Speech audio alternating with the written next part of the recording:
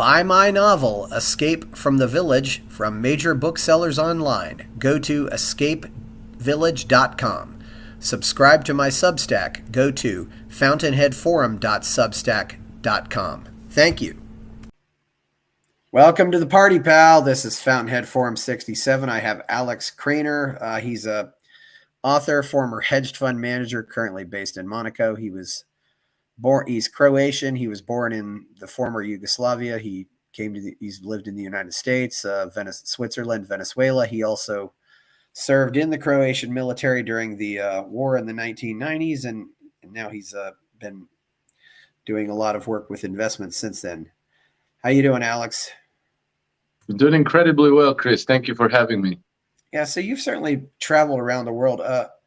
I wanted to bring up, first of all, the topic of the war right now, and how do you think, since you've been in Europe most of your life, how do you think we got to this place? Because you lived you lived before the Berlin Wall came down, and what happened from then till now that we got to this place where Russia has invaded Ukraine? Well, when the Berlin Wall came down, then the only remaining superpower had its unipolar moment. Yeah. And, one thing led to another, and they thought that it was, I think that the people who are in the ruling establishment, who are defining the agenda, probably decided it was time for them to consolidate their rule over the whole world, over all of humanity. And I think that they've been moving their chess pieces in that gambit. And meanwhile, two powers emerged that are strong enough today to challenge their, hegemony. And they said no. And now we're at a place where it's being fought out by force, by proxy in Ukraine. But what I always remind people is to keep in mind that this is not a conflict between Russia and the United States. It's not a conflict between Russia and NATO or Western Europe or any monolith against the other monolith. This is, as George Soros rightly told us at one of the last Davos Forum events, it's a clash between two systems of governance. I think that statement probably gives the conflict the broadest possible context. And the two systems of governance, George Soros sells it in a different way, which is deceptive. But in reality, it's the Western colonial imperial system versus pretty much the whole rest of the humanity. And this has been the conflict for centuries now, except up until now, pretty much, the Western colonial imperial system didn't have a worthy adversary. They were always, they could always crush, Haiti and Congo and Iraq and Afghanistan and Yemen and so forth. They can't crush Russia, and especially can't crush Russia, which is in alliance with China. So I think that the Western colonial imperial system is past its due date. And then this other system of governance that is emerging is currently being led by Russia and China. What it's going to amount to be, we'll learn in time. There's a lot of people who tend to think that it's all the same thing, that they're all in cahoots. No, they're not. People say that, Russia and China, they're controlled opposition. No, they're not. They're real opposition. Now, the open question is whether we will get one hegemon replaced with a different hegemon, and then it's going to be the same, only, under a different flag. That's an open question, but I would suggest that we have to look at their at their historical track record. Okay, so Western civilization has wiped out 6 indigenous civilizations over the last 300 years. It's wiped out literally thousands of minor kingdoms and cultures and tribes all across the world.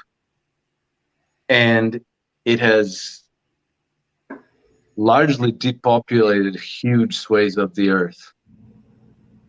You know, it's reduced the population of Native American tribes by something like 90%, and it's done the same everywhere. On the other hand, Russia and China have not been quite as pathogenic and destructive through their history. And so there is an important cultural dimension to the way their governance systems work. And, China hasn't really gone around the world colonizing huge continents and nations. Russia hasn't really either. So I think that they have a softer, more humane approach. But as I said, it's an open question, and I guess we'll find out. That's if you're talking about what Western civilization, say, versus indigenous in the Western Hemisphere, and certainly indigenous in Australia and some other places. Yeah, I mean, it has. The imperialism has been somewhat. It certainly has been negative for some of the people who were there. Although it's definitely in some cases too the indigenous populations still do live as almost second-class citizens, especially in South America. But do you think this is something that's always been inherent in Western civilization, or do you think Western civilization is just they do this because they can, or has this been something that really all tribes do if they can? I mean, they attack another tribe if they think they can get away with it. No, I think there's always a cost to attacking the other tribe. So you generally, if you can maintain peace, you prefer to maintain peace. What I think changed with the Western culture is that the system of incentives has made our civilization, our model of governance extremely aggressive, and it's made it actually pathogenic because it's not only wreaking havoc around the world, it's also creating misery at home systematically. This has been the case virtually with only with interruptions. Like if you look at Victorian England, like what Charles Dickens describes. If you look at Upton Sinclair, the way he describes the United States before the First World War in the last century. Victor Hugo's descriptions of France, what we know about the Italian cities through 13th and 14th centuries during the Lombard banking period. It's simply an extremely aggressive system of extraction that seeks to maximize profit of the financiers, so everything else gets squeezed and displaced. So you can't spend money on social services, on a nice park, safe streets, housing for everybody, healthcare for everybody, and things like that, because you have to maximize the gains of the creditor class, of the bondholders. And if you don't do it, somebody else will. So whoever doesn't play the game gets squeezed out. We know those funny stories about idealistic people who start businesses and then they forge their strategy around some idea like, okay, everybody's going to be making $70,000 or $80,000 a year at least, and we're going to treat workers nicely and blah, blah, blah. And then the whole thing doesn't really work out because it turns out to be too expensive, uncompetitive, and so forth. It's systemic. It's not that people in the West are nasty. It's not that, Western Europeans are evil while Russians are nice, or that Americans are evil while South Americans are nice. It's not that. It's the system of incentives that emanates from our monetary system, and the monetary system is absolutely categorically fraudulent, yet it is being perpetuated by the very top of the ruling establishment because they are the ultimate beneficiaries of it. Yeah, in some respects, I don't know if the ruling class in America necessarily wants to have war. They just want to be able to sell a lot of munitions and weapons. As long as they can sell the weapons and the munitions, that's really, I mean, they really just want to keep that gravy train going. Do you think that's fair? Really more accurate to say? No, I think it's bigger than that. It is certainly true what you say. They do want to sell a lot of weapons and munitions, but they want to control the collateral, okay? Because let's put it this way. Okay, so I have to go back to the way the system works, to the foundation. All the money that the way our system works, it's all about money, right? You can't live without money. To have money, you have to earn it, right? If you don't have money, you kind of shit out of luck, right? All the money that's in the circulation in Western financial systems represents debt. The only way it goes into circulation is by somebody taking on debt. The moment you go into debt, your debt becomes the asset of the institution that gave you credit and your liability, right? And that's how, you get a mortgage, they deposit a certain amount of money in your bank account, and that money was created in that moment. It didn't exist before, it was created in that moment. So now there's cash in your account, and you can go buy your house and furnish it and whatever you want to do. The problem is that over the life of the mortgage, you're going to have to pay back about double what you borrowed.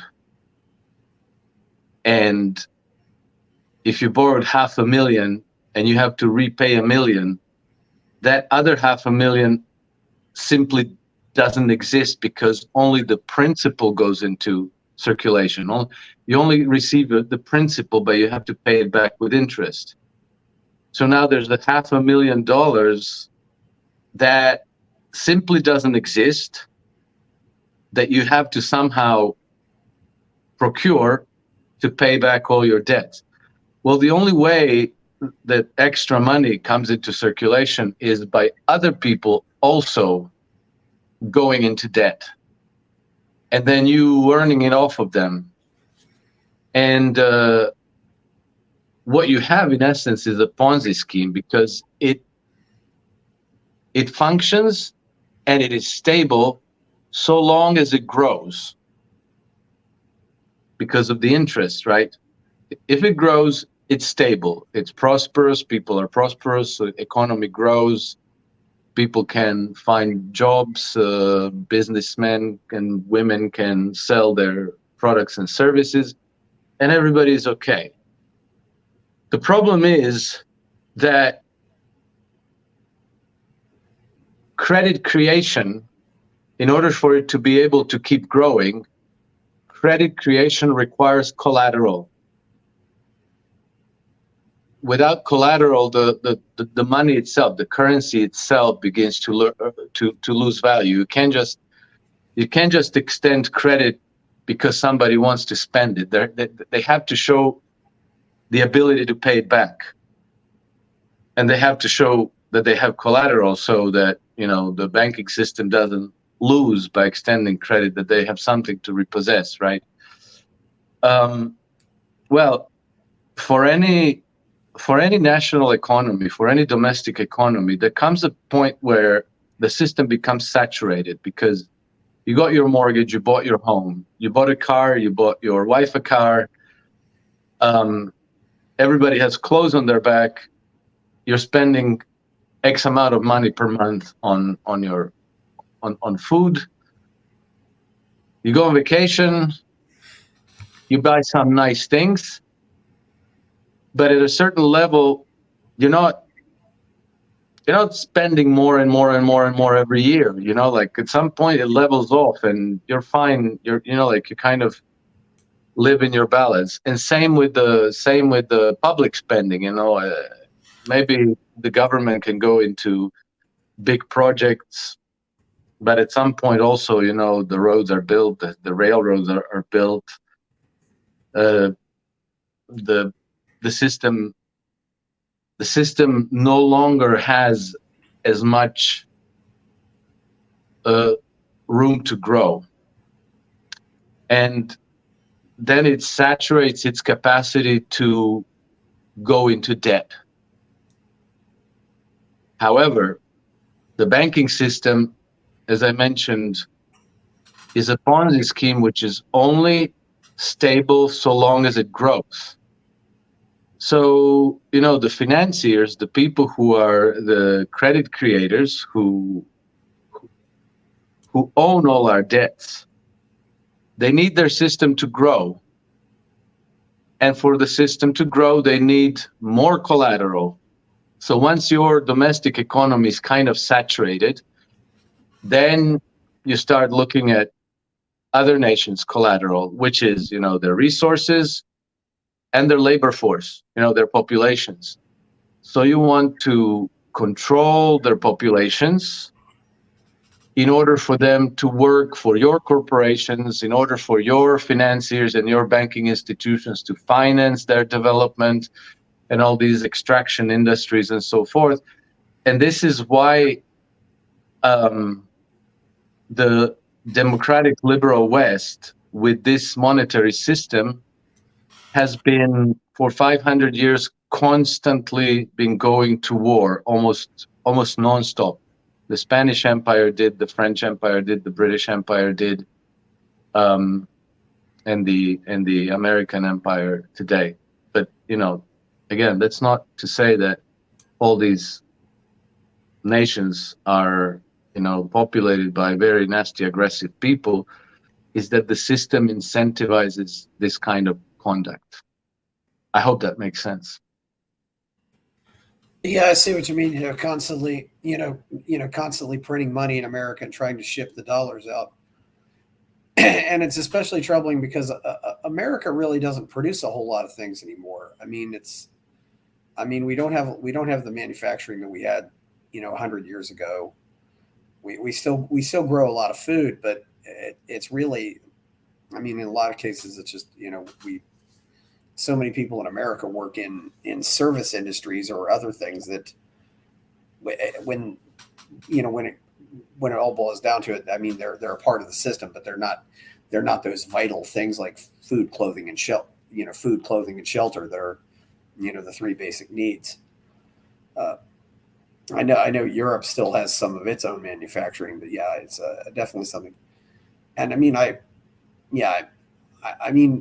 the history of obviously Russia, I think, got to be as big a country as it is by a certain amount of conquest, but Russia hasn't been.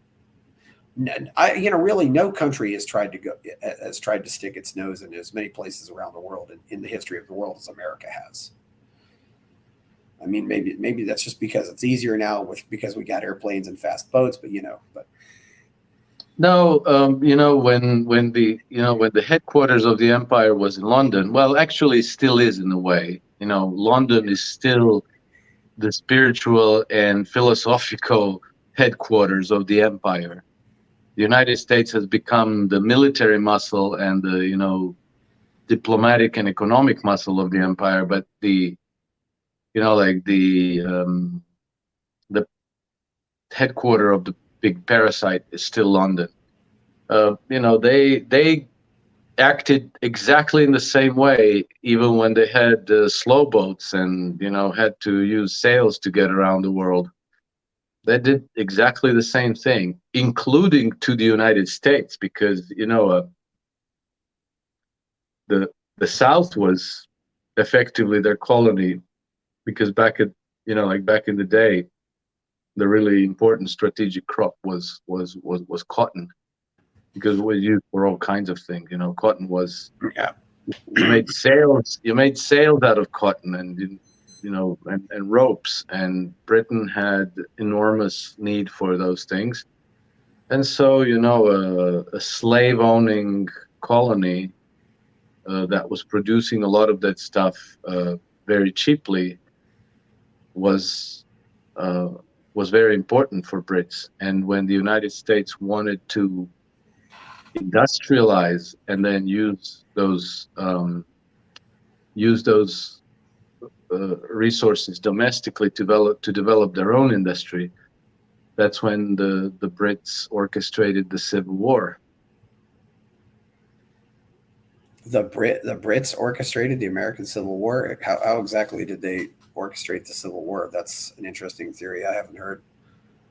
It's not really a theory. It's pretty much on record. It's not Yeah. In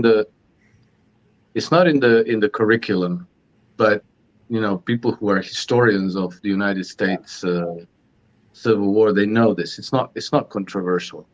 Basically, Well, they certainly supported the South. So they certainly supported the Southern War of Independence. Yeah, I didn't. yeah.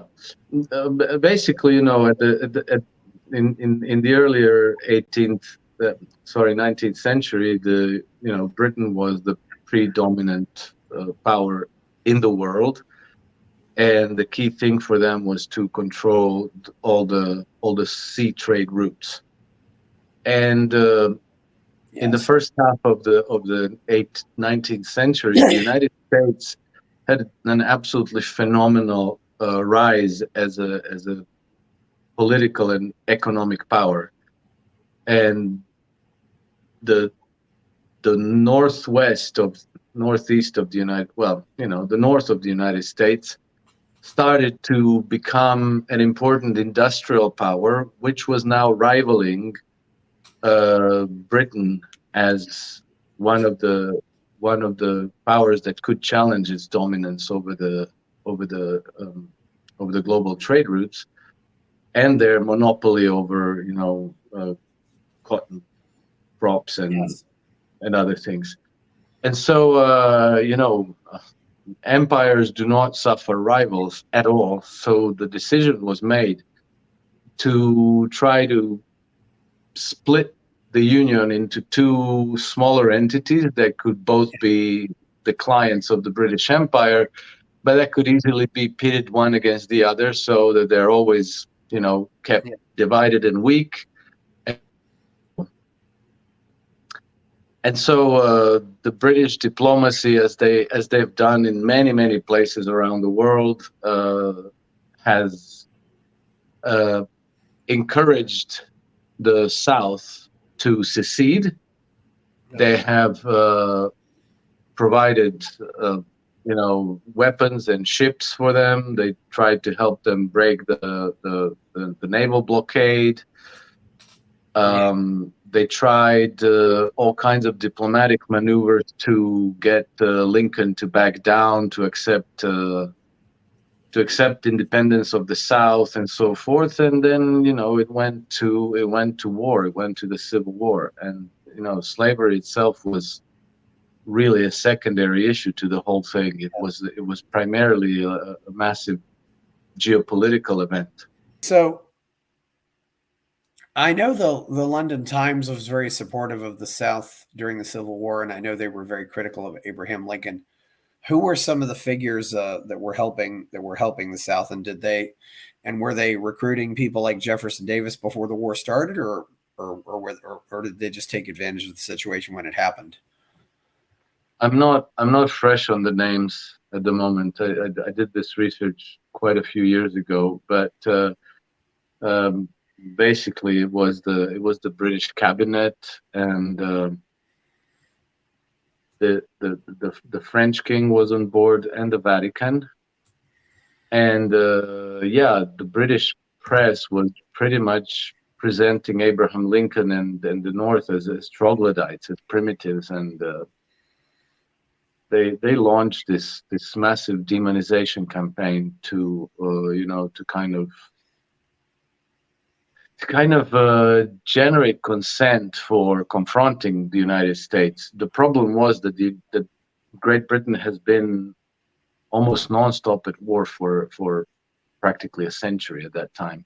Yeah. And the British people were really fatigued, and the United States really did emerge as this promising new power where, there was no king, there was no oppression, there was like, a new land of, of promise for people. And the big worry for the Brits was that if they went to war against the North, that they would have a lot of their troops defect and change sides.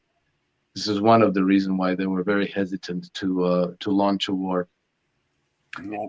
And then the way ultimately the Union prevailed and Abraham Lincoln is when the Tsar Alexander II of Russia sent his Baltic fleet to New York in I think it was something like spring 1863, and his Pacific fleet he sent to San Francisco, and they anchored there for 6 months, and this completely disabled Britain and France to intervene. Yeah, but this all was practically completely scrubbed from the curriculum in the United States. Yeah. I studied American history. I knew about I knew about the Russian part. I didn't realize the French were involved, and of course the French were also conducting their invasion of Mexico at the time. I don't know if that was connected to that, but the French. Yeah, well, there was they considered the contingency of French troops moving in from the south, through Mexico, but that didn't work out either, fortunately. But yeah, it was it was the European colonial powers, predominantly France and England, who used to be enemies themselves through much of the history. But they both used the same kind of banking system, and they competed against one another for colonies. But when there was a big challenge on the horizon, then they had a way to unite to destroy rivals who could be a problem for the both of them. Yeah, it's always interesting to get these European perspectives on the American wars, because I always find something fascinating, and I always find out that Europeans knew something that a lot of Americans don't necessarily know. I mean, I knew the Russians sent those Russian Tsar sent the fleet, but I didn't realize the French were also encouraging the South to leave the Union, because usually the British and French had pretty much declared peace by then, or because they were still fighting each other up until the fall of Napoleon. Well, they fought on and off, but during the American Civil War they were together on the same side. Yeah. And also during the Crimea War and against Russia, they allied Britain and France and the Ottoman Empire, created an alliance together to try to destroy Russia, which is another thing that they try to do every so often on a regular basis. Yeah. What was the result? What was the exact purpose of the Crimean War? That was 1853, I believe. That was 1853. Well, it was to get Russia out of Crimea. It was to block Russia from the warm water ports, but not too dissimilar from what it is today. and you know, as always, to eliminate a rival for control over the Eurasian landmass. You know, that's always been the game, because Russians were, you know, Russians were kind of infringing on their hegemony in the Persian Gulf, Iran, and so forth. So they wanted to eliminate Russia as a rival, and you know, isolate it, keep it away from the Mediterranean. And that's just one of many wars that have been fought between the Turks and the Russians. I mean, they've probably got I don't know, maybe they've fought 20 different little wars over the years. It's there's a long history of animosity. Some cases in the Balkans, yeah. So what do you yeah, you know, it is an interesting theory, you know, that in some ways maybe Britain still does rule the world, you know, because if you look at something like for example, the Rhodes Scholarship Program, I mean, that was something that Cecil Rhodes basically wanted to create this large Anglo-American empire, you know, that was a large empire that was controlled by, and it was a way to bring the so-called smart people in America and the smart people in England together so they can work together to see how they're going to, you know, conduct imperialism around the world. I mean, yeah. Oh yeah, that definitely did happen, because you know, at the end of the 19th century and the beginning of 20th century, the Brits were very much aware that they were losing the ability to enforce their imperial order around the world. So they needed a new power. They needed a new policeman, and they well, you know, this is in Cecil Rhodes' how do you call it, will. Yeah. They really crafted a strategy of bringing the United States back into the fold, and this process began in the early 20th century, and then it practically took off with the creation of the Federal Reserve Bank, which was and still is, well, maybe not with Jay Powell now, but it has been always under the control of the European banking cartels, you know, through control of the U.S. Large banks. And this is, you know, you can, if you pay close attention, you will see that London is usually in the lead on important foreign policy issues, like the Ukraine war, well, you know, if you look at the Russia Gate during the Trump administration, you'll see that everybody who was active practically was a British agent, you know, from Christopher Steele, Sir Richard Dearlove, Joseph Mifsud. These are all MI6 agents from London. And you will also note that in American media, it's practically there's a fatwa from even mentioning British influence in U.S. politics. So if you, for example, John Hannity, what's his name? John Hannity, is it? Sean Hannity. Sorry. Sean Hannity did a fairly good job covering the Russiagate, except he never mentioned the Brits. He would always say Russian lies, Russian propaganda, Russian dossier. He would always mention Russia a lot, but never Britain. And so when he mentioned the British agents in the whole mix, he would always say foreign nationals. He would never say British nationals. So it was always Russian lies, Russian propaganda, and a dossier drafted by foreign nationals, which, you know, like, it kind of, if you don't pay attention, you might think like, oh, these foreign nationals must have been Russian or something, because it's all Russian propaganda and Russian lies. But if you look at the names of people who were involved, they're virtually all of them, you know, apart from those who were U.S. correspondents, practically all of them were British agents.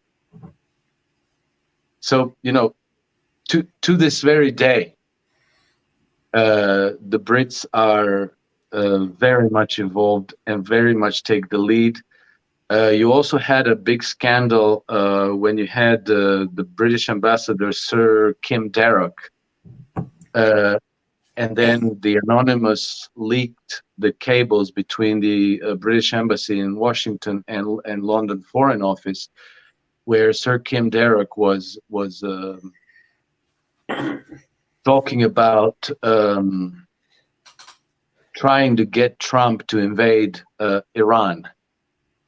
And then when Trump didn't, there was the downing of that drone, and then Trump, was supposed to decide to go and launch an attack on Iran, and then he didn't do it. Then Sir Kim Darroch wrote, he was very upset, wrote a series of cables to London saying that Trump is not serious, that he was never on board, quote unquote, and so on. It was such a scandal that he had to actually resign. The British had to nominate a new ambassador to the United States, but the mainstream media practically has a fatwa against shedding any light, putting the British role into the spotlight. So, it's practically never mentioned. You're more likely to find criticism of Israel in U.S. press than of Britain.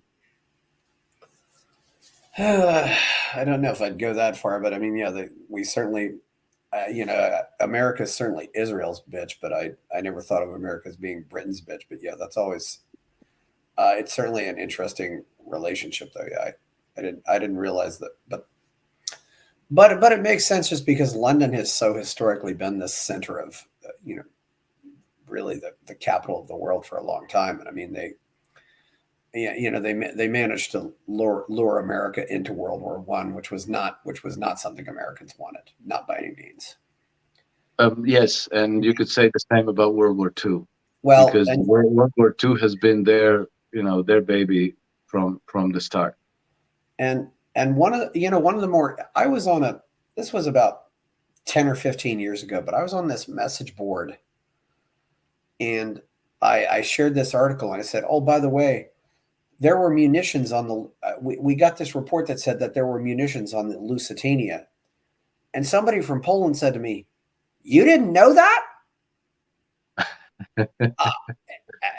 Because because that was something that happened, the sinking of the Lusitania, which had a lot of Americans on it, which was a way to try to drum up support for America intervening in World War II. And I don't think Americans have necessarily been pro-British either, because one thing you got to keep in mind too, in the 1840s, America absorbed boatloads of Irish people, and they certainly were not sympathetic to Britain.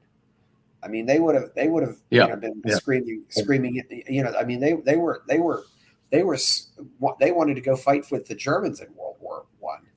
So it definitely was and as you pointed out, though, I don't think it's necessarily an accident that we got the Federal Reserve right before we got into World War One. Yeah, correct. And even if you look at today's war in Ukraine, the country that is most gung-ho on trying to corral all of the NATO and the United States into like escalated World War III is Britain. And when the Russians and the Ukrainians had negotiated a ceasefire and a peace last March and April, it wasn't it wasn't Victoria Nuland or Antony Blinken who went to Kiev to talk Zelensky out of signing the peace with Russia. It was Boris Johnson, the British Prime Minister. He didn't, people say that, oh, Biden sent Johnson. Why would Biden send Johnson? Biden has Kiev is crawling with CIA agents, and he has an ambassador in Kiev, and Victoria Nuland would have been delighted to go, and so would Antony Blinken. Why send Boris Johnson of all people? Yeah. And then, like what most people do not know is that in addition to being a member of NATO, Britain also has separate military alliances with Poland, with Sweden, and with Ukraine. And like they are trying to keep together this coalition against Russia, because obviously Britain themselves really are a chihuahua in this fight. Yeah. Yes, it's I often say too that Boris Johnson reminds me of a 50-something version of Ron Weasley. It's he really, it's a. But anyway, I know, but I have a lot of Polish friends though, and the Poles, the Poles have lots of reasons to hate the Russians, largely because of what happened in 1939. They're you don't need to manipulate the Poles to not like the Russians, and I had. And what Russia did to Poland, or what the Soviets did to Poland in World War II, was arguably much worse than what the Germans did to them. But yeah, but it is interesting. But I would also think Poland would realize Britain isn't going to come bail us out if the chips are down. I don't understand why Poland doesn't realize that. Yeah, and also the Polish need to realize also that what happened to them in World War III has also been manipulated by the Brits, because Neville Chamberlain in 1939 gave them a guarantee, which made them suddenly, they started to feel very cocky in their diplomacy vis-a-vis Germany and the Soviet Union. And then another thing that people don't appreciate, but it's a very important fact to consider, is that Russia is not the Soviet Union, and vice versa. Yeah. In fact, the Soviet Union was an anti-Russia. Soviet Union was a creation of the Western financial powers. It was not like some kind of an endogenous Russian creation by the Russian working classes. Lenin and Trotsky were the same kind of a deal as Zelensky is in Ukraine today, completely controlled by Western powers.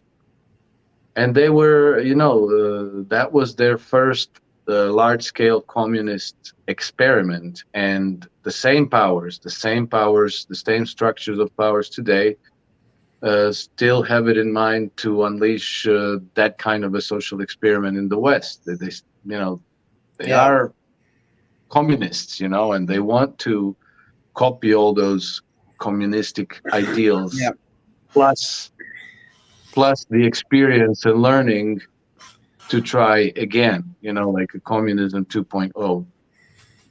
Yeah, it is interesting, and this is the the challenging thing for I think people in my age bracket is, when Gorbachev dissolved the Soviet Union, none of us, as a libertarian or as somebody who's a capitalist, none of us thought we'd still be fighting communists 30 years later. But we are, and they're stronger now than they seem more powerful now than they were then. It hasn't changed at all, and yeah. Sorry, Chris. When you say fight communists, who are you referring to exactly? Well, the woke left, the same ideology, Oh, right. Yes. I do agree. I do agree with that. Yeah. The Soviet Union didn't. I'm sorry, I didn't hear that. I said the Soviet Union died, but the ideas that built it didn't die. Yes, correct. And I, as someone who grew up in the communist world, a lot of these important things were also scrubbed from our curriculum, and I simply didn't know it. I didn't understand that the Soviet Union and the whole, communist bloc was actually a creation of the West, and that it was at the very, very top level, actually controlled by not by not by the White House, not by London, but by the financial elites in the West. By the very like the very top of the command and control hierarchy. Yeah. But it is interesting because you being from, you were born in what was Yugoslavia at the time, and Tito kind of took Yugoslavia on its own path after World War II. He said, he said to Stalin, "I'm not taking orders from you. This is my country, and I'll run it." So. Yes, but and of course, Tito was lionized for that. Yeah. But the truth of the matter is actually that Stalin and FDR made a deal that they carved out, their spheres of influence, and that what the Soviet Union did to Czechoslovakia and to Hungary, the reason they didn't do that to Yugoslavia is because it wasn't defined as their sphere of influence. If it was, then I think they would have rolled into the former Yugoslavia with tanks, and they would have made they would have tamed it by force, as they did to Hungary and to Czechoslovakia later. So like we learned in school how Tito said no, and Stalin couldn't resist, and that was all wonderful. But I think that we had Western backing for that, and then Stalin thought like, all right, fine, whatever. Yeah. What do you have any other things to say about World War I and how the U.S. was lured into World War I? Certainly, I think Wilson was all the way behind getting into World War I. Or some people talk about his Colonel House, who was a big influence on Wilson. Was there anybody else who was whispering into Wilson's ear that we should know about?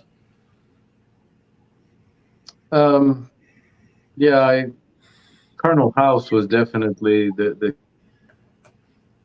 clear that Wilson was a recruit of the banking establishment, and I think they were the ones who were whispering in his ears. Were the British agents in the mix? Maybe. I'm this is again things that I'm not at the moment fresh on. Yeah, and do you think that and so after that we had we had pretty much peace, but the Depression came along, and that was at least somewhat orchestrated by the same financiers, as you've said. Yes, So yes, and the peace was just a pause. Yeah, because they started to move pieces into place for World War II already in the 1920s, very, very soon after Versailles. And they started arming Germany. They recruited Hitler and a handful of his own, of his closest collaborators in his cabinet, like Hermann Göring. And then they started building up and Nazifying Germany, again with the same objective of destroying Russia and securing their hegemony over the Eurasian landmass. It's always the same. So if that's the case, why did the British and French oppose Germany then? I mean, because it seems like well, they okay. So let's be careful here, because the way they sanitize the history of World War II for us after the fact is very different from actually what happened. So Hitler was being financed, armed, backed up by the Western powers, primarily. Sorry, when I say Western powers, primarily by Great Britain, up until very late into the game. And once the war started in earnest, when Hitler invaded Poland, they lost control of him, because they still had him under control when he took over Czechoslovakia. he was kind of following Neville Chamberlain's and Lord Halifax's kind of instruction. They were maneuvering him successfully, but he became extremely resentful after the Munich Treaty in 1938. And then, like when they wanted to kind of carve the way forward for him to take over Danzig and the corridor through Poland, he broke off his chain and he completely invaded Poland. He decided to take over Poland militarily. And so now, they lost control of their monster and the war was on fully. They still did not declare war on Germany for a very long time. They, the French and British troops in Belgium had orders not to shoot at the Germans. Yeah, they just, there was phony war, as they called it. Exactly, the phony war. And they actually had like skirmishes, and they had a real war in north of Africa for the control of the Suez Canal, because Hitler wanted to take control of the Suez Canal. But depending who you ask, Guido Giacomo Preparata, who wrote Conjuring Hitler, which is a book I can't recommend highly enough to everybody who's interested in World War II, he argues credibly that Britain didn't really enter World War II until, I think, April 1944. So when it became completely clear that their project has failed, that Germany was practically defeated, that there was no way for Germany to prevail, then they joined. Wow. And then they were on the winning side, and they were part of this alliance of free Western democracies, whereas they were playing a very dirty game practically through to the end. And it was the Soviet Union who ground down most of the Wehrmacht. 80%. It was 80% a Soviet victory.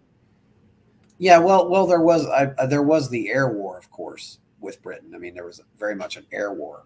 But and France, France didn't really get into the war until they were invaded by the Germans, and of course that also included the Norway and Belgium and Netherlands and Luxembourg, and those three countries probably wouldn't have gotten involved and Norway, Netherlands, and Belgium and Luxembourg probably wouldn't have gotten involved at all if they had their way. But Hitler attacked. It's actually worse than that, because in 1941, when Germany launched its Operation Barbarossa, the largest ever invasion into Russia, it was an absolutely massive invasion. It wasn't just Germany, that's part of the sanitized history that we know. The troops and the arsenal came from Denmark and Norway and Finland and Czechoslovakia and Hungary and Spain and Bulgaria and Romania and Greece. It was a huge thing, and it was kind of like today in Ukraine, only at a much larger scale. Yeah. And then when this whole big military machine got dismantled and destroyed, then the Brits and the French joined the war in earnest. To be fair, there was a powerful insurgency in France. The partisans, as well as in Yugoslavia and in Italy. But the official policy was very different, and they only became they only became openly hostile to Germany when it was clear that Germany has been defeated. Yeah, that's you did mention Hitler. What about Franco and Mussolini? Were they financed, or how exactly did they get into their positions? Because Mussolini was practically the puppet of the British MI6.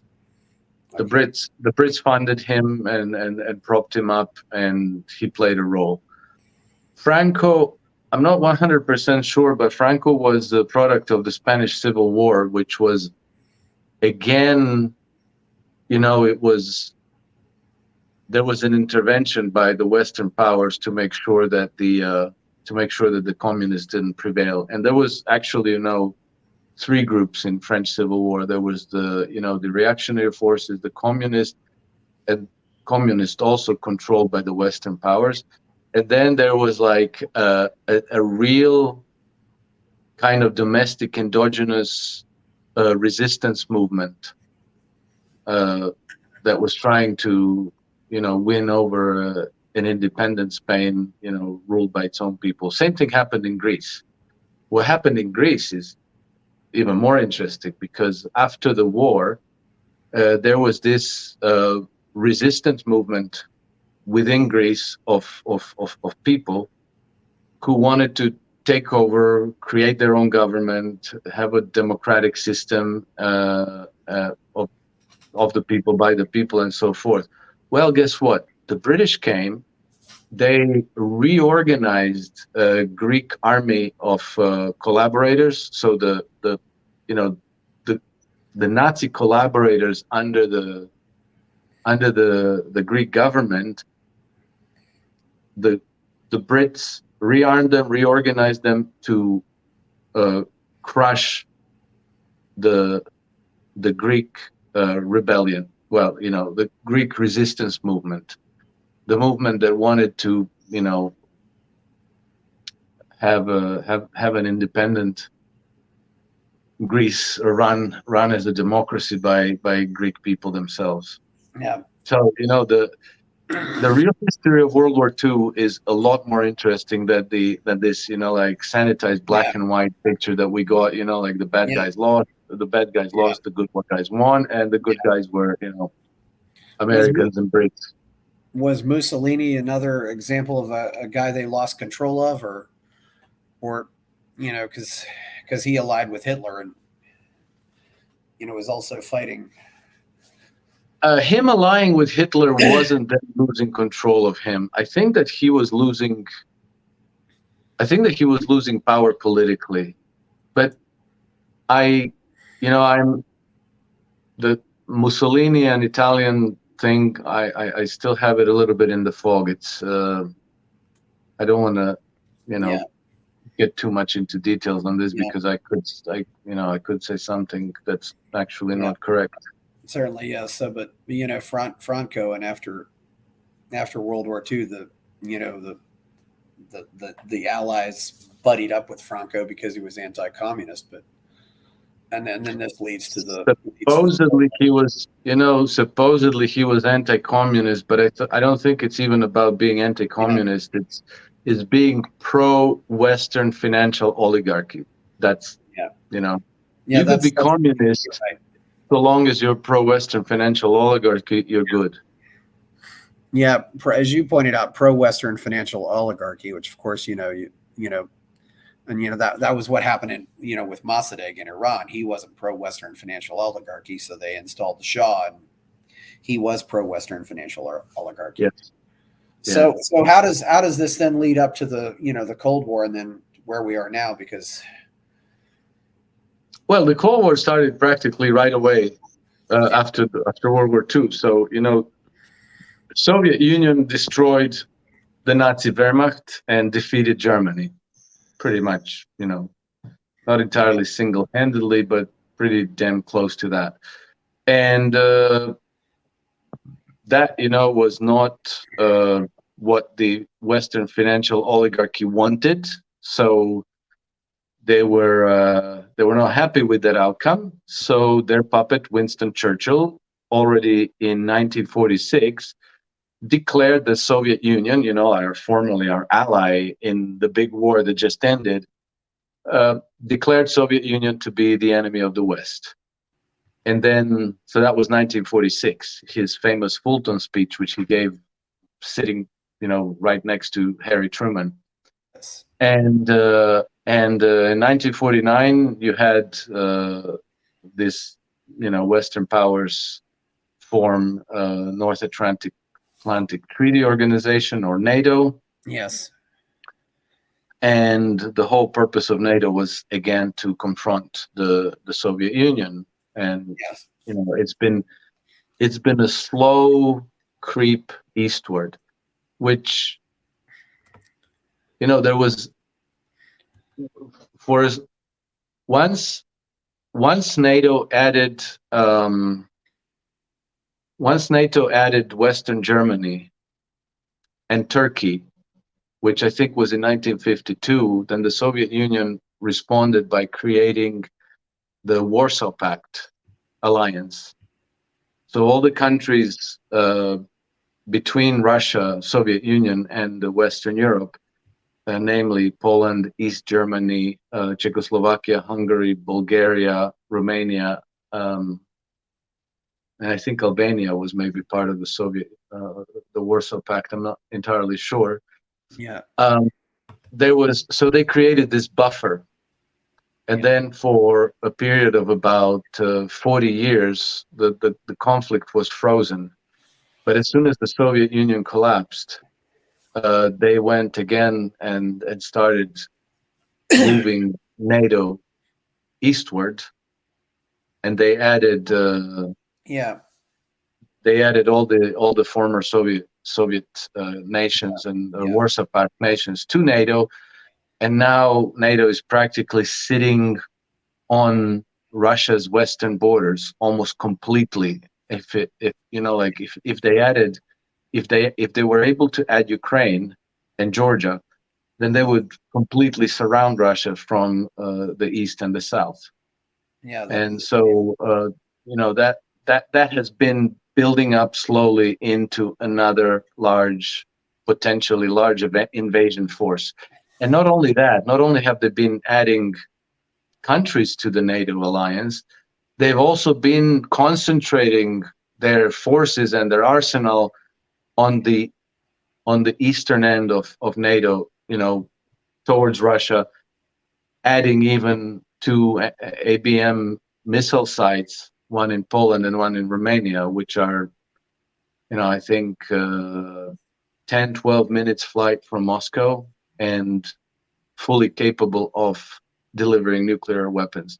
That is, to be precise, these are Aegis missile launch systems, which are supposedly defensive, but it's a matter of just a few hours to convert them into offensive missiles, and then they can launch Tomahawks tipped with a nuclear warhead. Yeah. Which is then 10, 12 minutes from Moscow and St. Petersburg. So,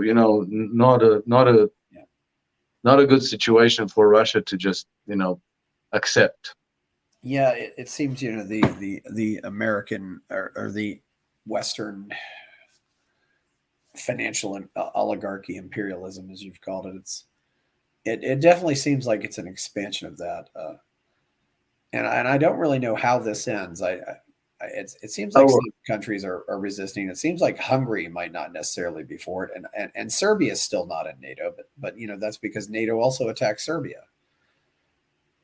Well, I think that things are getting a lot more interesting, and I believe that absent a miracle, I can tell how the thing ends. It ends by a collapse of the Western Alliance, and I think that it escalates to full disenfranchisement of this Western financial oligarchy. I think that the logic of conflict practically makes it imperative for Russia and China to go all the way, not just to say like, okay, we prevailed in Ukraine, now we're done and everybody can go back to their business.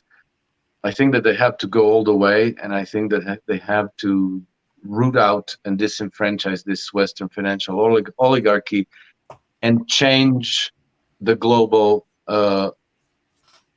financial system, and that, to always go back to George Soros's formulation, the global system of governance. I think maybe you saw the news that Emmanuel Macron, the president of France, has sought to be admitted to the next meeting of the BRICS countries. That is huge news.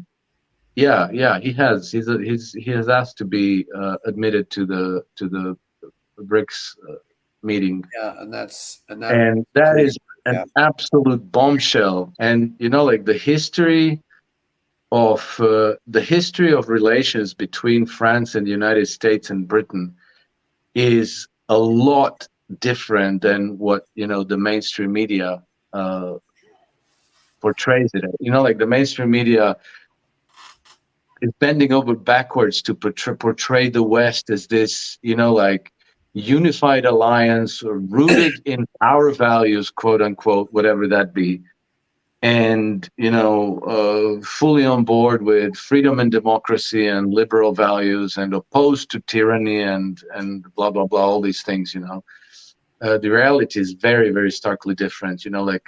We just go back a few years, and France got stabbed in the back when Britain and the United States created the AUKUS treaty with Australia. Australians have ordered like diesel powered submarines from France. And then when they signed the AUKUS agreement, they just simply reneged on those contracts, which was a huge and very humiliating blow to France. Then that there's a long, massive rabbit hole about the U.S. And French clash in Haiti about 20 years ago, and so not to get into all that, but it's a hugely interesting story. But it seems to me that the Western alliance is paper thin. It's held together by coercion, not by any adherence to shared values, and that the only people who are really vitally interested in that alliance is the Western financial oligarchy. Everybody else could do things differently. The United States could just simply trade with China and the rest of the world rather than policing them all and keeping this Yeah. system of governments by force. Well, and America and Britain I think they used to believe in some things. They used to believe in things like the Magna Carta or the Constitution, and America and Britain don't believe in those things anymore. They're just pieces of paper. Uh, how do you think the whole pandemic played into all this? Oh, I think it played a very big role. I think that at the like at the math level, it has been a huge eye opener for many people. I've been I've been kind of gradually waking up to the way things are in the world since the early 1990s, because that's when the war, 30 years ago, that's when the war in former Yugoslavia broke out, and that was you know a cold shower and a wake up call. And then there was 9/11, which was another big event that opened many eyes. But I think that nothing woke up people as the pandemic, because for most of my friends and acquaintances, I've been the loopy conspiracy theories up until the pandemic. And then you know many of these people who didn't take me seriously do take me seriously now, and some of them have actually come to me and said, like, man, I can't believe you were right. This is all nonsense. This is all a lie. So that was very important. Another extremely important element with the pandemic is that Russia outmaneuvered the West in a pretty spectacular way there. Namely, the Western the the strategy of this Western financial oligarchy was to try to trap the whole world in this control matrix, where we would all have these electronic IDs and sanitary passes or vaccine passes. Now, so first came the pandemic, then they rolled out the vaccines, then everybody who got the vaccine would get a certificate of vaccination, and then you would get your certificate in a way that you would have to show everywhere you went, to be able to board a plane or get into a theater or a restaurant or whatever, ultimately supermarket, banks, anywhere. Now, the really, really important thing about that is that, there's like an information infrastructure in the back of that, because when you show somebody your certificate and they scan it, then it says go or no go, right? And well, behind all that, there's a information control system that keeps everybody's record. Are you up to date on your vaccines and boosters? Later they would add other things like what's your carbon credit score, what's your social credit score, have you said something against the government on the social media, blah blah blah. Like they could add anything, but the important thing for them was to have a monopoly on administering that system of permits, worldwide. Because if you remember at the beginning of the pandemic, they were all saying the normal is not returning until we have all 7 billion people in the world vaccinated. And they really counted on these Western pharmaceutical companies like Pfizer and Moderna and Johnson and Johnson and AstraZeneca to have monopoly on the vaccines. They were preparing for this. So you have monopoly on the vaccines, then you have monopoly on the certificates and the administration of the permitting system. And then, like Russia was part of this whole game. They were a member of the World Health Organization. Well, they still are, but they went along with it. They had their lockdowns, they had their everything. And then the game became clear only when they were the first one with the COVID-19 vaccine. What happens now? Now you no longer have the monopoly. And so now what the Russians came up with the vaccine, and they also said that any country that's interested can have their vaccine, or they can have a license to produce it domestically. What that implies now is that this big control matrix with the permits and all the conditionalities imposed on every single person, now they would have to either allow Russians to participate in this, or they would have to give up control of any nation that has used the Russian vaccine. So they just put a massive stick in the wheels of their whole plan. So that's I think a hugely important way that Russia has actually blown up their dreams of total world domination. So the West is mad at the Russians because they developed this vaccine. Well, the West is mad at the Russians for a lot of reasons. Yeah, there are lots of reasons.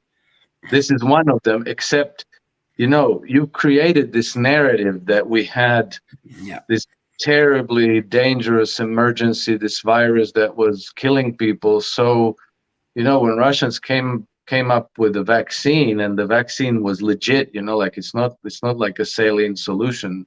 They really did prepare for this in advance. They knew what the agenda was, and they really did outmaneuver the West. But at that point, you couldn't say like, they tried to say that the vaccine is no good and it's not as effective, blah blah blah, but they couldn't say that the Russians played a game around them, because they created this false narrative. And then they themselves have painted themselves into a corner that they couldn't demonize Russia over that. But I'm sure that they're livid about this, because that was a hugely important part of their agenda, and they've been preparing it for at least 20 years. And it's blown up in such a spectacular way that I can't imagine that they're not hating the Russians secretly. They can't, they can't say it because they would have to explain their agenda, but for sure they're mad about that as well. And I also have to, remind everybody that, Lukashenko was apparently the financial oligarchs were going to bribe him to shut down Belarus, and he said, "No, I'm not going to shut down my economy," because even though he's a dictator, he at least had enough sense to realize that it was ridiculous to do that. Yeah, exactly. And this was also an important episode in the whole thing, because it Lukashenko let out that countries were kind of blackmailed with money to go along with the lockdowns. And what happened in the case of Belarus is that the IMF was offering them a loan of $940 million, but on condition that they do, the lockdowns, the masking, the social distancing, and all of that. And Lukashenko is the only statesman that went public to and disclosed all this information. All the other ones took the money and didn't say anything. They just went along with the agenda. Yeah. Well, to a certain extent, I think Sweden and Latvia rejected the agenda, but that was about it. And to an extent, Japan did as well. Yeah.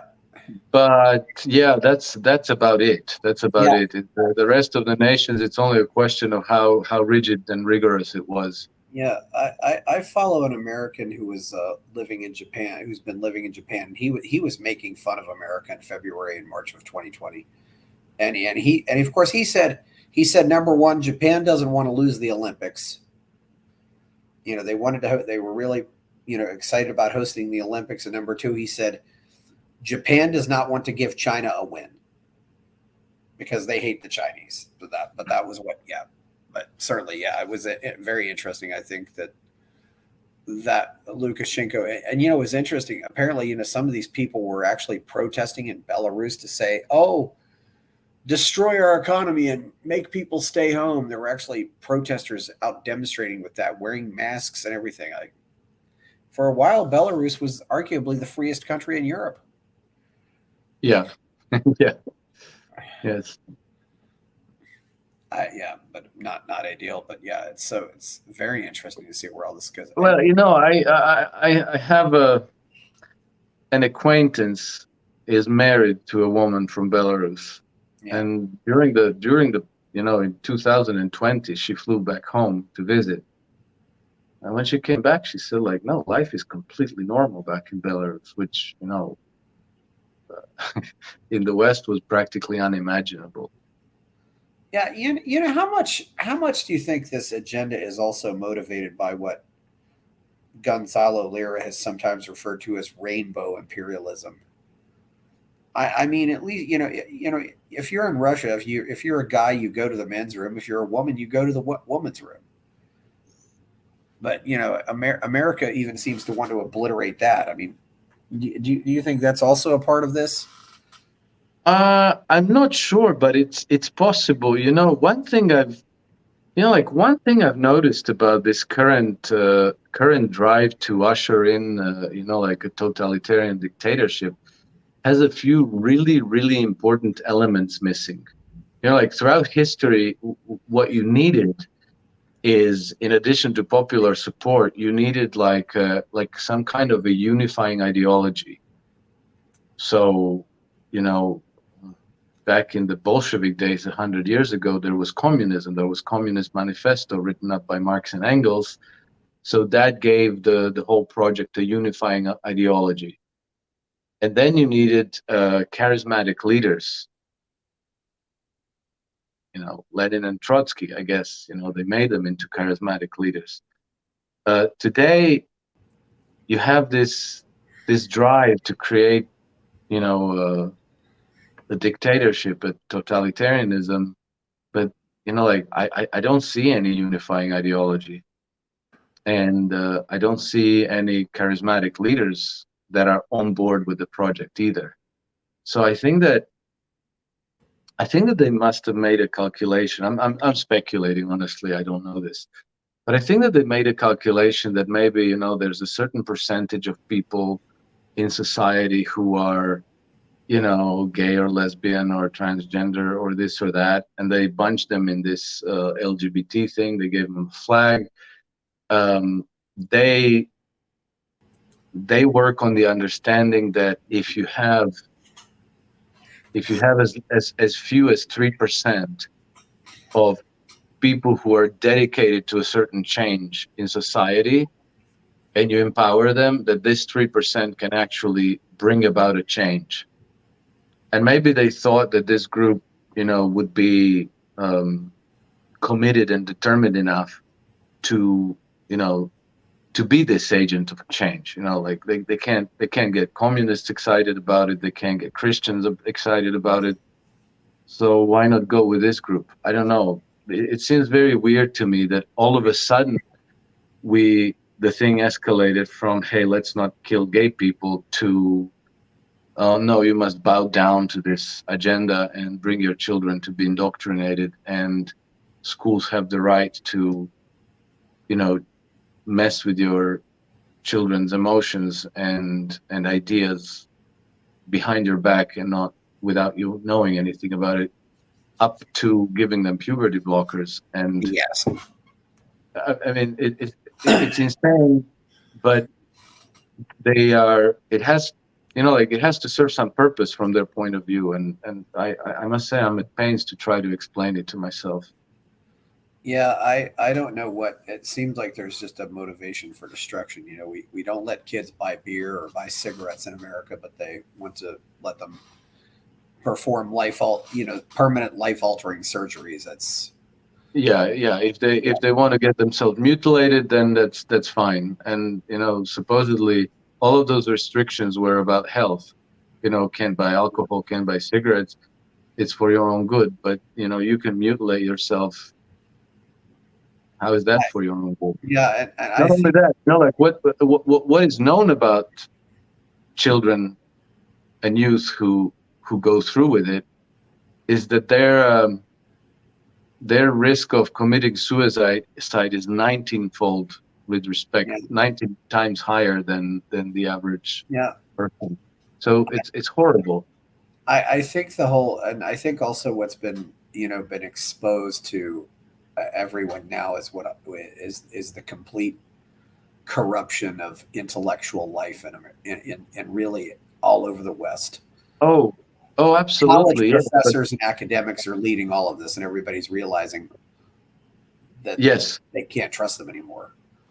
Yes, correct. But like look at what happens to people who say simple things like men cannot get pregnant or there are only two genders. Well, they get fired almost on the spot. You can't do that anymore. So the only ones that are remained are people who either have no integrity or have no courage or no backbone, or people who are on board with this madness. So it's come to the point where experts and academics are being distrusted by a wider and wider part of the society. So, but that's, yeah, go ahead. And it's sad because we need science. We need people who can do all this work. We don't have, we can't all, we can't all be Rutherford splitting the atom or Boyle or or Pasteur. I mean, it's the division of labor has made us very rich when people can do that, but it's unfortunate if we get to this point where we can't trust them anymore. Yeah, I think we did get to that point, unfortunately, but these things fluctuate. It goes in circles, and societies do sober up, and go back to health and vibrancy in time. It's enough to see the way Japan has changed after World War II, the way Russia has changed after the collapse of the Soviet Union and the Boris Yeltsin years, the way Germany has changed after World War II, and so forth. Nations, when they're free to develop in liberty, and when they have access to finance capital, I mean, not on the basis that the Western financial oligarchies dole it out, but on let's call it a proper equitable basis, then countries, nations bounce back very quickly, and they can bounce back very spectacularly. And I'm pretty sure that that's going to be the future of the United States. It's happened before. America has. We still have a lot of creative people. One thing with regard to the financial oligarchs, where do you think Bitcoin and cryptocurrency fits into all of this, or does it fit into all of this at all?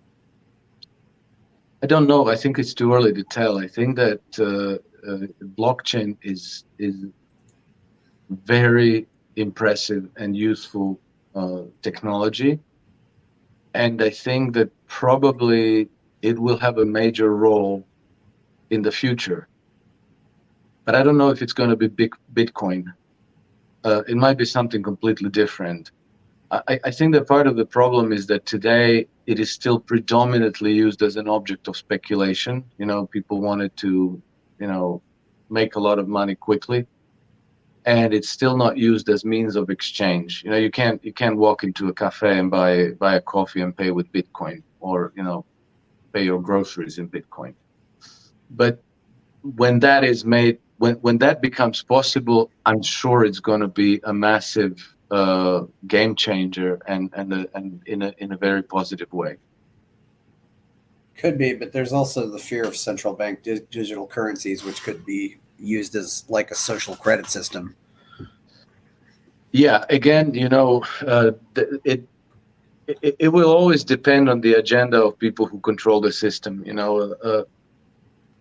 Even electronic money and these, like what we already have, these micro payments that you can, you can tap your credit card on a machine and you get the stuff and it gets taken off of your account. These things could be extremely useful and very valuable to society, provided that they are being that they're being provided to society as a social service. That like you can get paid by, I don't know, let's say you make a CD, you make an album of music, and now somebody in Great Britain maybe decides to pay you $5 for your album, and there's no restrictions, and you can, the whole world is your oyster. You can sell your products and services, and you can sell them to 1 billion people for $1 or whatever. Yeah, that's phenomenal. And if that system works well, and all these payments, can flow, that's fantastic. But if somebody wants to use it as a control mechanism to restrict our liberties and to condition everything we do upon our, compliance with this and that, then that's a different ballgame. But, like the same mechanism could be phenomenally useful, or it can be absolutely the cage. So kind of like Amazon, like Amazon, if you look at it, it's a phenomenal thing, except that they're being pirates. They're being literally thieves. So, well, it depends. I give Amazon credit for making it much easier to publish books thanks to Kindles. But Yes, that's true. But they also make it much easier to steal the royalties from authors and to disappear them and block them. They never. I had 3 books published on Amazon. My first one got banned because somebody said, like, ban this book, and they complied, no questions asked, didn't ask for evidence of anything. And my 2 other books that were completely non-controversial got deleted the day I asked, like, I'd like to be paid my royalties, because they haven't been paying my royalties for 3 years. And then when I said, like, well, okay, like, now it's a bit of money, I'd like to have it, then they deleted my account and took my money again. Like, no, just an allegation. So outright theft. And now it's mine to try to prove that I earned that money like when they do that, they delete all the records. You no longer have any records. How are you going to fight against it? So they're extremely abusive, and they're like inclusive in their abusiveness towards vendor and authors and content creators. So didn't realize they were that bad, but anyway, you probably. Oh, they were awful. And not only, you know what they do systematically also? Let's say you create a widget and you use Amazon as a fulfillment company, and you're selling your widget. Well, you know, like they have algos and databases where they can see the most successful products, right? So if by some mistake your product turns out to be a hit, they will, you know, zoom in on it.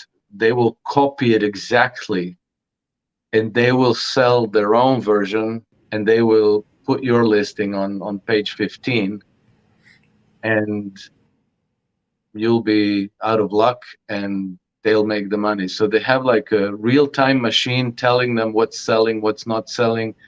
They have phenomenally efficient merchandising to be able to copy the products, to have them produced, delivered. So it's a, you know, like it's a very powerful machines, except they're being pirates, and they're stealing people's intellectual property and their money. They stole my money. Okay. One thing I should get back to this. Was Yeltsin a puppet of Boris Yeltsin a puppet of the oligarchs, or not? Oh yes, he was. Okay, No question about it. I mean, it was so blatant. He worked 2 hours a day. He was drunk most of the time. He played tennis. He went hunting. They wrote his directive. He ruled by decree. He had this group of oligarchs and advisors who basically wrote the decrees. He just signed them, and that was that. Yeah, well, that was a very interesting. At least there was some time that we might not go back to this war. Do you think the World Trade Center was allowed to happen on purpose, or possibly even made to happen on purpose, or what's your take on that? You mean 9/11? Yes. I think it was pretty much orchestrated. Yeah. It was not it was not allowed to happen. It was made sure that it could happen. They changed how the NORAD functions. They changed the line of command to scramble the aircraft. Like there are so many red flags about that whole story. It's another thing that we're not allowed to discuss openly, but it's very clear. It's blatantly obvious that the whole event was orchestrated in order for the empire to be able to launch the global war on terror and all those things. Well, it's also very similar to how I've long believed that Pearl Harbor was also allowed to happen. That there was no warning given to the apparently, yes, the Navy who was at Pearl Harbor that it might happen. Well, it's certainly. Where do you think? What's the sentiment about the war in Europe right now? It seems are energy prices still high in Europe? I mean, how are Europeans being affected by the war now and the war policies? Well, Germany is in recession. I think I'm not sure how it is in France, but I think it's not far off from there. It's a mess. The whole thing is a huge mess. However, we've had over the last, let's say, 9 to 12 months, we had a disinflationary wave. Not that the economies are doing well, but let's say that this sharp rise in commodity prices and energy prices as well.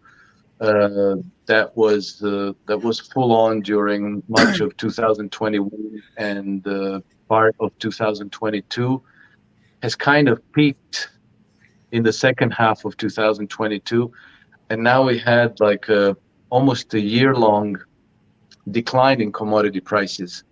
So inflation has not accelerated further, and it has even come down a little bit. But I think that doesn't mean anything. Inflation often comes in waves. If you look at the 1970s inflation in the United States and even the 1940s inflation, it spanned a period of 10, 15 years. And it came in 3 waves. You had like a run-up in inflation, then you have a disinflationary period, then you have another run-up in inflation, then a disinflation, and then the third one. So both in 1940s and 1970s, this happened. So, if we have a disinflationary period now, it's not a, it's not an unusual thing. But I think that the central banks in the UK, in Europe, and in, well, Japan is a case in itself. They will have no choice but to continue quantitative easing. They are doing it, printing money. It's mathematical certainty that we will have a new wave of inflation, and I think that the same will happen in the United States. Only the United States, among all nations, I think, is still the most resilient and will be the last one to fall. Yeah. What do you think about the baby bust in Europe, Russia, and China? Do you think they're going to? What do you think that'll stay the same way, or do you think they'll? Because they all seem to be having the population of all these countries is getting older. I don't really know what to think about that problem. I don't. If we have an honest money system, like if the monetary system is changed, which I think it absolutely must, because we really have a fraudulent monetary system, then baby bust doesn't have to be a huge problem. The baby bust is a problem in the West because, as we discussed in the beginning, the whole system is viable so long as it grows, right? Which means that, it's a Ponzi scheme, and you always need more and more and more people to be getting into debt, getting loans, getting mortgages, so that the system grows, right? So when you have a baby bust, then it's much harder to make the system grow because there are now fewer productive people who can pay back loans and mortgages and all these things. And so now the system implodes. So you need, the population to grow, among other things as well. I think that if you have a better monetary system, that doesn't need to be a problem, because the society needs wealth, not growth. Like if you're producing everything you need, if there's sufficient food, if everybody has shelter, if there's sufficient clothes and shoes and energy and vehicles and communication systems and entertainment and healthcare, if all of that is covered, it's not the end of the world if the system doesn't grow. In fact, system doesn't have to grow. But that's a big change, and it remains to be seen whether we'll see it in our lifetime. So I'm not sure what to think about that. Yeah, it's been very interesting too, because I also wonder too if there's going to be. I remember reading an article about what was called the misandry bubble. I think that's going to explode too. I don't think you can keep be as anti-male as these societies are. I think there's eventually going to be a major backlash here, especially. I think there is. Don't you think there is already a major backlash? I mean, look at what happened to Anheuser-Busch. Yeah. And what was it? The Dodger Stadium that people have spoken. Yeah, I'm not really fully aware of what happened with Dodger Stadium, but yeah, I think there might be a case where men just snap, and in some ways it might already be snapping. I have the impression that it is already, yes. But I don't know what's going to result from it, because America. Well, yeah. The most interesting thing about America is just how much victim signaling there is. I mean, whether it be women victim signaling or so-called other minorities victim signaling. I don't know if we're ever going to. We still need to get away from that, But yes, yeah, it gets old. People get fatigued by all this. It's not. Yeah. It doesn't have a staying power, and I think I have great faith in people, long term, and you can, one of the most fascinating cases to me is when you contrast how things went for CNN and how things went for people, independent people like Joe Rogan, for example, or Tucker Carlson or Jimmy Dore. Like their audiences have been growing massively, while this whole massively funded, professionally managed, most trusted name in news just fell apart, came apart completely. And I think it's that people, like we do have some core values hardwired in us, and you can't change that. Not, not over a space of a few years or a few generations even. And so if you start pushing the wrong way, you're just going to get trampled by the herd, because the herd is defined by, how we're wired. Not, like people can suggest things to us from the outside, and maybe you can create a fad, maybe you can create a fashion for, a season or two, but you can't get people to, think that it's okay for men to dress as women, that men can get pregnant, that, insects are food. Yeah. All of this stuff is going to dissipate in a short time, as the pandemic did. Like, let's not forget, they never meant for us to be living in the old normal again.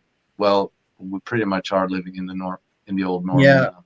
Yeah, there's definitely been a pushback. I think we've pushed back against as much as possible against this. I mean, yeah, there's still a few residue of this, and I think we'll still be living with the residue. But it's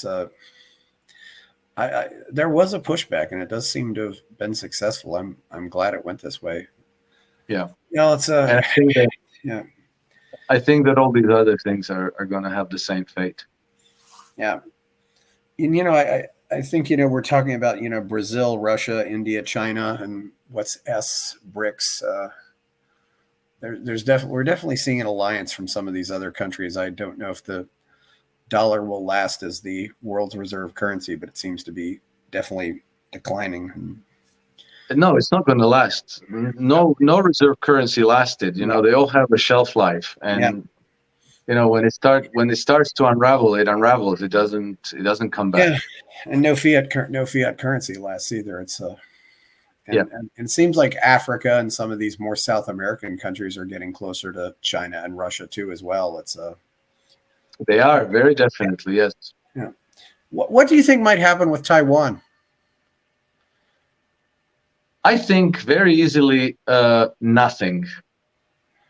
I think that's very easily in the realm of possibilities. Yeah. That nothing happens, like it's not a thing, really. United States, well, not the United States. We shouldn't ever regard United States or any other country as a monolith. But let's say part of the American leadership, or part of the governing structures of the United States government, dream about destabilizing Russia, China, and regime changing Xi Jinping, and doing this or that, whatever. But these are pipe dreams, and like Taiwan would be a useful thing, like a fixed aircraft carrier in South China Sea, whatever. But let's not forget that China owns $860 billion of U.S. debt, and if you add Taiwan, if you add Hong Kong to that, then we are at about $1.1 trillion in U.S. debt. Yeah, which are under control of the Chinese government. Yeah. Mm-hmm. So the United States, which already has severe fiscal problems, wouldn't want China dumping American treasuries on the open markets, and crashing the price of U.S. treasuries, and getting the interest rate in a hyperbolic uptrend.